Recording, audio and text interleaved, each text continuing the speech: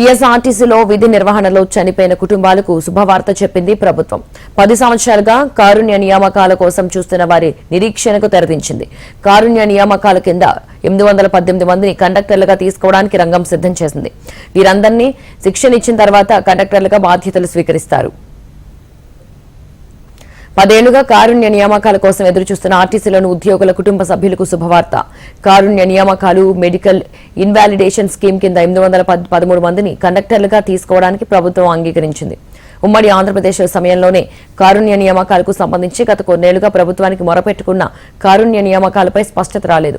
అనారోగ్య కారణాలతో ఉద్యోగానికి రాజీనామా చేసిన, విధి నిర్వహణలో మరణించిన ఆర్టీసీ ఉద్యోగుల కుటుంబంలోని ఒకరికి వారి విద్యార్హతకు అనుగుణంగా కారుణ్య నియామకం ద్వారా ఆర్టీసీలో ఉద్యోగం ఇస్తారు. ఇప్పటికే రీజియన్ల వారీగా లిస్టు రెడీ చేశారు. కారుణ్య నియామకాల్లో భాగంగా 3 ఏళ్ల పాటు కన్సాలిడేట్ పై ప్రాతిపదికన భర్తీ చేయనున్నారు. కన్సాలిడేటెడ్ పే కింద నియమితులయ్యే కండక్టర్లకు 3 ఏళ్ల పాటు నెలకు 17,000 రూపాయలు, డ్రైవర్లకు 19,000 రూపాయల చొప్పున వేతనం చెల్లిస్తారు. కారుణ్య నియామకం కోసం రాష్ట్ర వ్యాప్తంగా 1500కు పైగా దరఖాస్తులు పెండింగ్ లో ఉన్నాయి. ఇందులో ఎంపిక చేసిన సుమారు 200 మందికి ఇప్పటికే శిక్షణ కూడా ఇచ్చారు.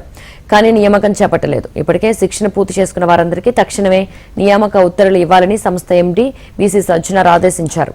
ఇప్పుడు మరో 813 మందిని రిక్రూట్ చేసుకోనున్నారు. రీజియన్ల వారీగా చూస్తే సికింద్రాబాద్ రీజియన్లో 126 మంది, హైదరాబాద్ పరిధిలో 66 మంది, రంగారెడ్డి రీజియన్లో 52 మంది, వరంగల్ రీజియన్లో 99 మంది, ఖమ్మం నుంచి 53, ఆదిలాబాద్ నుంచి 71 మంది, నిజామాబాద్ 69, కరీంనగర్ 45, మెదక్ 93, మహబూబ్ నగర్ 83 మంది, నల్గొండ నుంచి 56 మంది ద్వారా ఈ పోస్టులు భర్తీ చేయనున్నారు.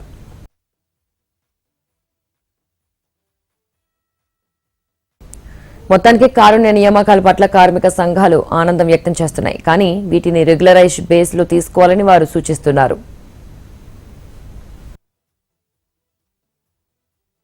గౌరవ మంత్రి గారు కూడా ప్రకటన చేశారు. 813 మందిని కాంగ్రెస్ ప్రభుత్వం వచ్చిన తర్వాత రిక్రూట్మెంట్ చేసుకుంటున్నామని. దీన్ని మేము స్టాఫ్ అండ్ వర్కర్స్ ఫెడరేషన్గా స్వాగతిస్తున్నాం. రవాణా మంత్రి గారి కార్యాలయంలో ఒక వినతిపత్రం ఇచ్చాం. దాని ప్రతిని గౌరవ ఎండీ గారికి కూడా ఇచ్చాం. మేము కోరుతుంది ఏంటంటే, ఈ ప్రభుత్వం వచ్చిన తర్వాత రిక్రూట్మెంట్ జరుపుతున్నారని ప్రకటన చేయడం సంతోషం. ఎట్ట బతకాలో తెలియక ఆడుతున్నారు. అందుకని ఇంతకుముందు ఎవరైతే రిక్రూట్ చేశారో 186 మందిని, వాళ్ళని కూడా ఇప్పుడు రెగ్యులర్ ప్రాతిపదికన టర్న్ చేసి, ఏదైతే వాళ్ళ తల్లి లేదా తండ్రి సేవలు ఆర్టీసీకి చేసి చనిపోయారో దాన్ని గుర్తుంచుకొని వాళ్ళందరినీ కూడా పాత పద్ధతిలోనే రెగ్యులర్ ప్రాతిపదికన చేయాలని చెప్పి ఇప్పుడు చేయబోయే రిక్రూట్మెంట్ కూడా రెగ్యులర్ ప్రాతిపదికన చేసి ఈ ప్రభుత్వం పట్ల ప్రజలకి, కార్మికులకు ఉన్న నమ్మకాన్ని, విశ్వాసాన్ని నిలబెట్టుకోవాలని చెప్పి మేము కోరుతున్నాం.